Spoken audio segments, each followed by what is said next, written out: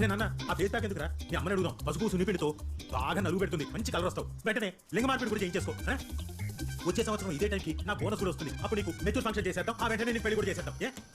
ఈ మాటలన్నీ లైఫ్లో ప్రతి అబ్బాయి ఒక్కసారైనా వినుంటాడు కదా.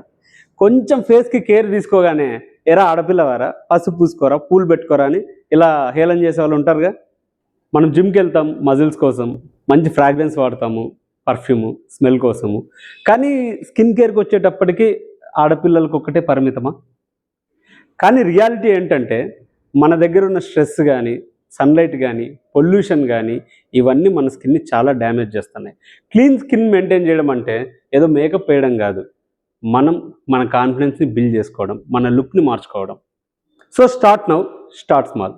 ఒక cleanser, sun screen, moisturiser, simple అంతే.